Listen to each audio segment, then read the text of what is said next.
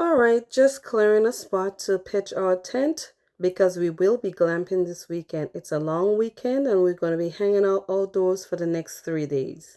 Here we got our tent, and this tent we've used it before. It's not the best tent, and it states that it's a 4-person tent, but I don't know where in the world would 4 people my size, adult size, would fit in there. So I think it's perfect for 2 people. So I'm here helping hubby assemble this tent. And this is just a quick and easy setup. One person can actually set up this tent by themselves. I did a video last year showing how easy and simple it was to set up this tent. If you want to check it out, I would post it in the comment section below. But we're going to go ahead and get this tent pitched. And even though this tent is a simple setup, we're going to do it as a team because teamwork makes the dream work.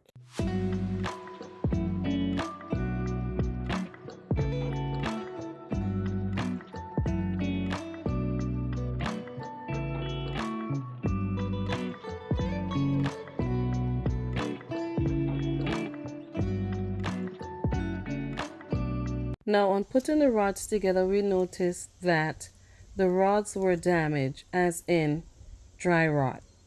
Because of the material seems to be fiberglass and that just brittled out. I'm not sure if it's how it was stored.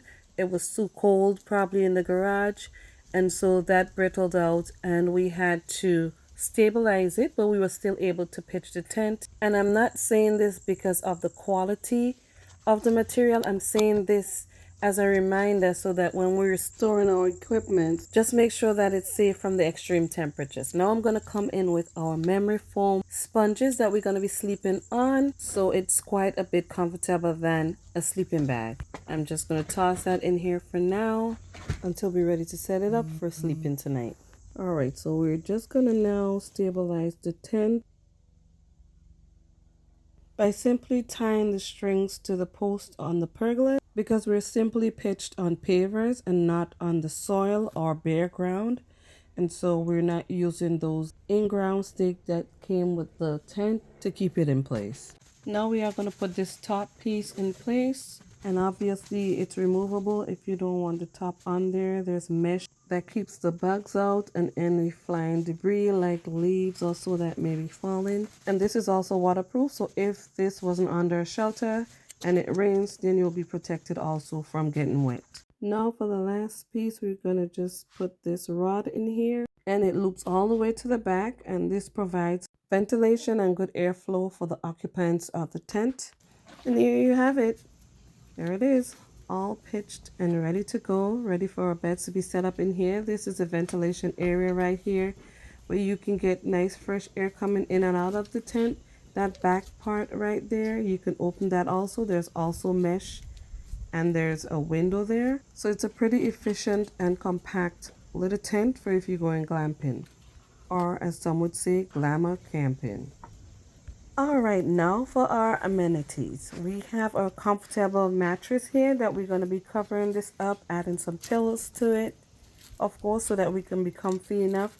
We have our little table here, and of course we have our glamping bucket, which we use out here. No solids, only liquids in there, guys, because this is not the hardcore real life situation where we're out here trying to survive living in the outdoors. We're just out here in the backyard. We're comfy, and we're going to make it as comfy and as functional for us while we're out here for the next 3 days. So I'm going to complete this setup with the pillows while hubby is busy getting the wood ready for overnight. And he started the fire because it's already late in the evening. The bugs are going to come out. The temperatures have already dropped, which makes it a perfect time to get the fire going for some much needed heat.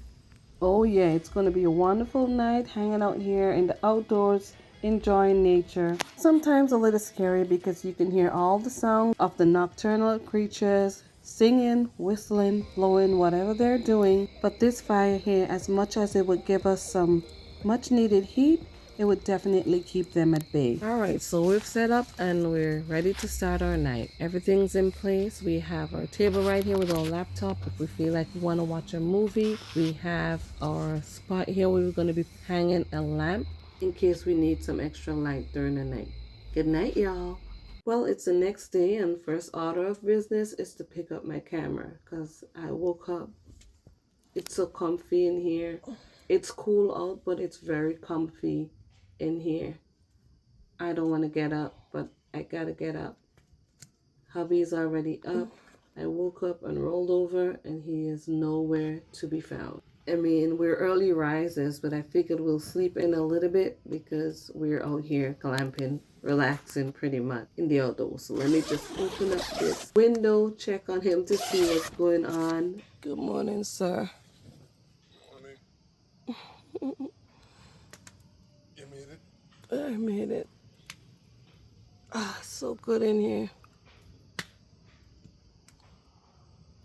Fire is going, huh? Fire is going. Nice.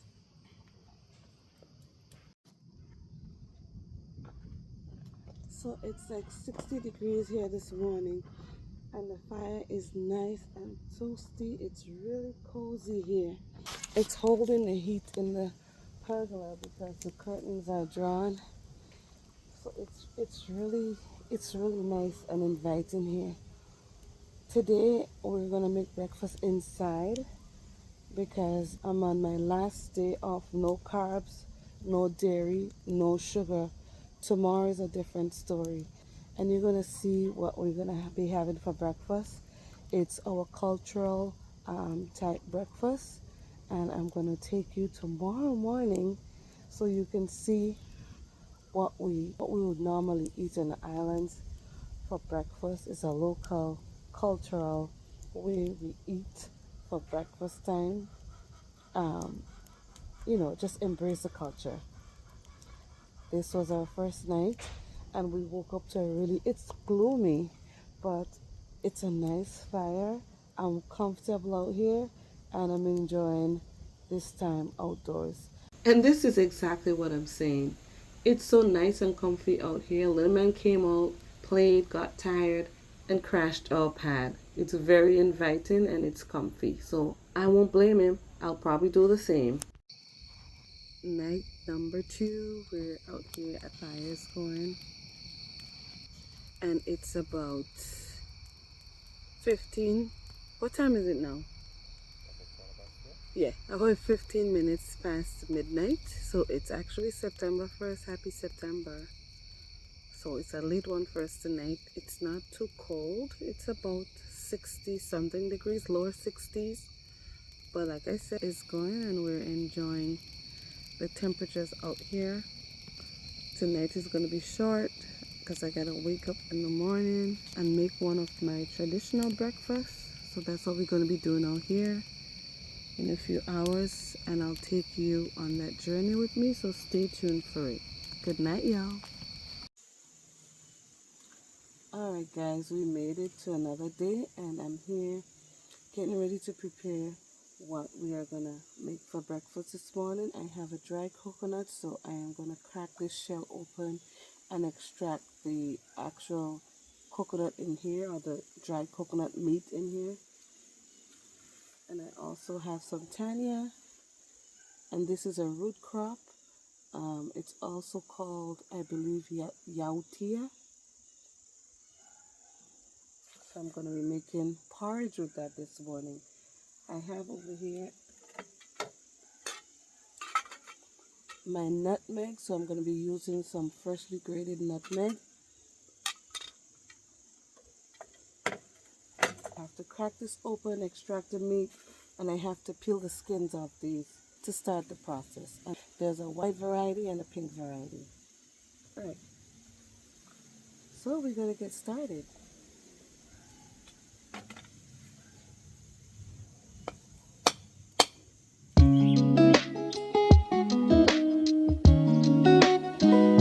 See, I just knocked it all the way around and it's cracked, so that's how I open it. When I was growing up, we just went outside and cracked it on a rock.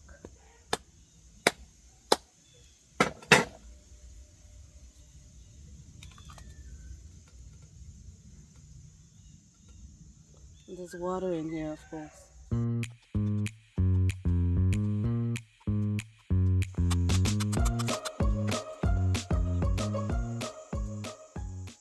All right, so I'm done removing the coconut from the husk and I am peeling the tanya right now.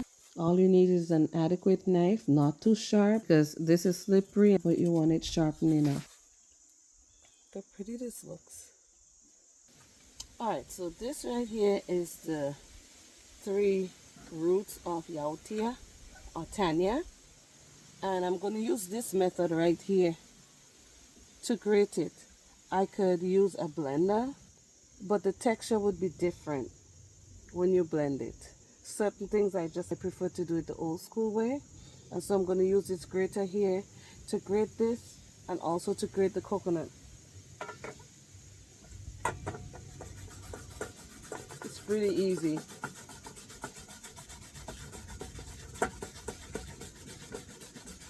And if you're not used to using one of these this way, and this grater is right from the island, if you're not used to using one of these this way, just don't do it because sometimes your hand slips and you know what happens.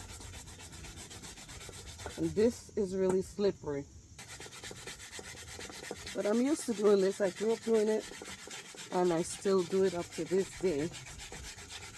And this is one of the tools that I decided I must have in my kitchen, so I've always had one. Even this last little bit, I'm gonna grate it, just like so. And you do the same with a small piece of coconut or anything that you're grating. Even like when I'm making sweet potato pudding, or what we call pone, I use the grater because texture is important for me. When I'm eating certain foods, I prefer to have it the original way. And so I tend to use the tools that my parents and my grandparents and great-grandparents used back then. And I prefer to use the method that I learned growing up. It's not necessary, but that's just what I prefer.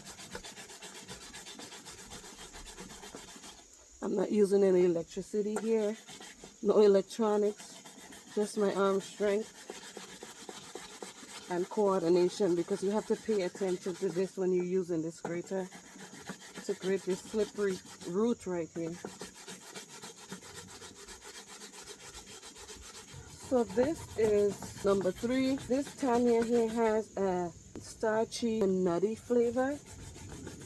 You can do different things with it. You can steam it and eat it. You can make porridge with it like I'm doing here, but we call the porridge Tanya log in Grenada. And a couple other places also. You can make mash with it like you would make mashed potato. There's a whole number of things you can do with this. You can bake it, you can fry it, you can make chips with it.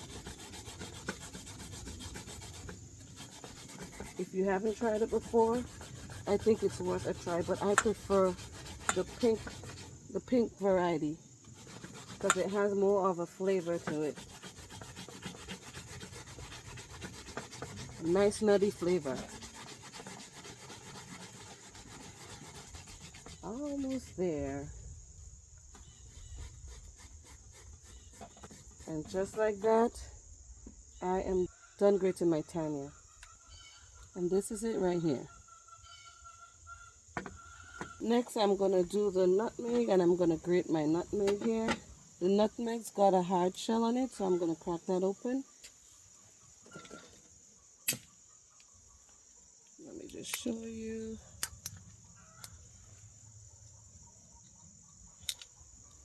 Ta-da! This is a nutmeg in here, and I'm going to do it on the finest side. So I'm not going to put an entire nutmeg in there, but I'm just going to average it. And I don't have a measurement for what I do when I cook. I just cook. It's just a normal way we cook in the Caribbean, and we adjust the taste as we go along. And it's real good.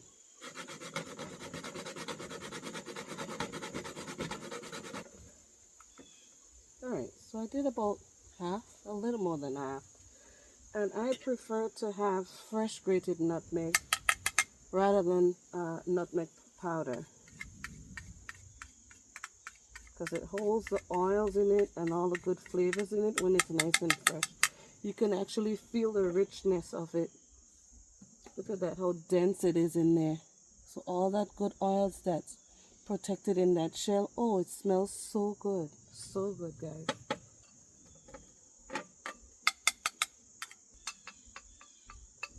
And if you didn't know, my island Grenada is also called the Isle of Spice. So we use a lot of spices in our cooking. So here you have it. This is a ground nutmeg. I'm going to move on to the coconut. Just need to wash it up and start grating. And guys, for this, I can do it an easier way. I can simply buy the coconut milk in the can, or I can buy the powdered form. Or a much easier method, which I could have simply put in a blender, like I said, but I'm going to do it Fifi's way. And while I'm doing this, hubby is preparing the fire pit, because we're going to be making this in the fire pit. We cook in that thing. We do all sorts of things with it, and we use oak or maple. What type of wood we have? We have white ash, oak or maple wood out here for cooking. Sometimes we use the charcoal, but we are going to be using wood this morning, and we're going to be making this tanya log on a wood fire. And we did burn some pine wood overnight. We have a section where we have our pine wood we use for outdoor burning, just to give us some heat or to keep the bugs away. But for cooking, we have our wood separated, so we can use that for that purpose. So he's already cleaned out the fire pit and had already started setting it up. So I'll show you that in a sec when I'm all done with this coconut. Alright, so this is it. I'm done grating the coconut, and I opted to grate 2 instead of 1. So this will be nice and creamy and have really good flavor. Now on to the next step. I'm going to add some water to this and mush it in just to get all the milk and all the coconut juice extracted. And I'm going to pass it through a sieve, and that's how we arrive at our coconut milk. Alright, now so we're back here to get going, and we have the fire that we started, so that's going to burn out a bit until all that smoke is gone. So that's pretty much just going to turn into charcoal, and we have a wire racket that we're going to be setting the pot on. So while the fire is getting ready, I have my swizzle stick here that I'm going to be using, and this is just from a special tree. It's natural wood that was cut off from a tree branch, and the branches grow to shape this way, and so you get to make a swizzle stick from it. You can stir with it. This is used in our culture to cook with. And I have my pot right here, as you can see. So we're going to be making our tanya log in this. And while this is happening, inside I have some coconut bakes going. It's just a coconut bread, but we call it bakes, and it's baking in my oven. I could have baked it out here, but it's going to take some time, and we're trying to eat breakfast. It's probably about after 11 right now, so it's going to be a late breakfast, hence the reason I'm doing it indoors. To go with that, I also made some fried white plantains and also some fried fish, specifically fried shark. And yes, we do eat shark. We go fishing and we may sometimes catch shark or dogfish. Some people call it a trash fish, but in some cultures it's eaten, it's edible, and we as Grenadians and a lot of the other Caribbean islands eat shark. You just have to season it up properly and handle it with care, and it's delicious. And even my kids, when they were younger and we went fishing, they would be catching shark too. This is some of the ones that we caught and we were able to take home with us. Alright, y'all, so this is how you want your flame to look. There's a little smoke coming out of it still, but that's good. So I'm going to set the pot right on there. And in the pot I have some bay leaf and a piece of cinnamon stick, and that's going to season up and flavor this. I know I have nutmeg that I'm already going to put in there, but like I said, we use a lot of spices in our cooking to flavor up our food. So I'm going to just add the coconut milk in here with the spices and set it on the fire.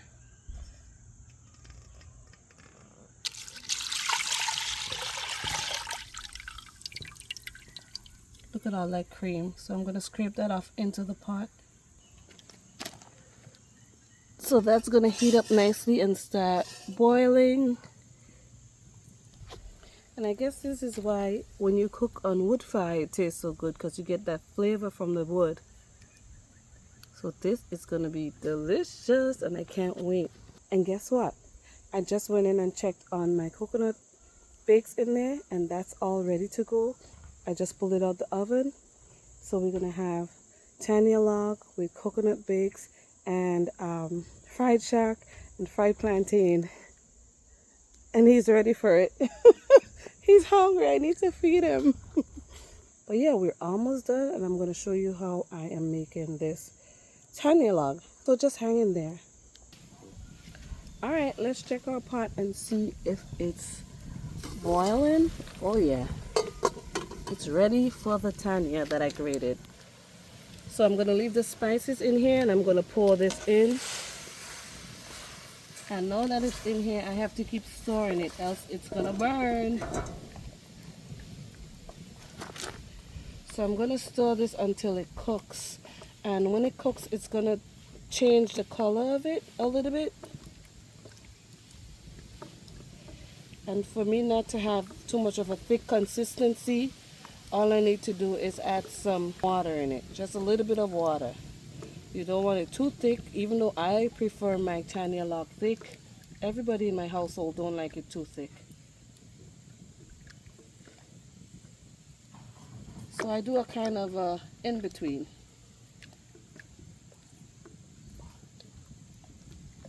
So guys, as you can see, this is really thick. Like I said, this is starchy. The color has already changed, but I'm going to add some hot water to this. Not too much. Coconut milk was nice and thick. So this is going to cook for a few more minutes. Doesn't take long for it to cook. But this is nice and sticky. I can smell all the spices in there. The bay leaf, the cinnamon, and the nutmeg is going to come together and marry and make a really flavorful porridge, Tanya porridge. And we're going to be enjoying that. So after adding the water, I'm going to just continue to stir this so it wouldn't burn, because it can stick to the pot because it's starchy. This is going to thicken up a little more. And then we can remove it off the fire and add some condensed milk to this to sweeten it. But this is pretty much it. It's still bubbling a little, as you can see, because the flame is lower now, so it's pretty much simmering down. We're going to remove it off the fire in the next about 5 minutes or so. The color has changed. I'm not sure if you're able to see that through the camera, but it's bubbling a little bit. It's more of a type of light, really light brown or beige color. But we're going to continue to stir it. It's nice and thick, the consistency that we want it to be. And we're just going to let it simmer a little bit and then remove it off the fire and add our condensed milk. So as you can see, this is what's left of the flame, and it's pretty controlled. This wood here, which is white ash, it turned into charcoal, so it burns pretty good. And we're just used to using that in our outdoor cooking when the weather is favorable for being outdoors and withstanding the temperatures that we can tolerate.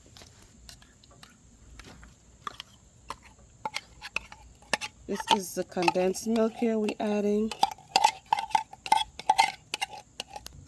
We're probably going to put more than 1 can, probably a can and a half or a can and a quarter. We just got to taste it to make sure that it's the way we like it and it's sweet enough for us. Not too sweet though, just the perfect balance.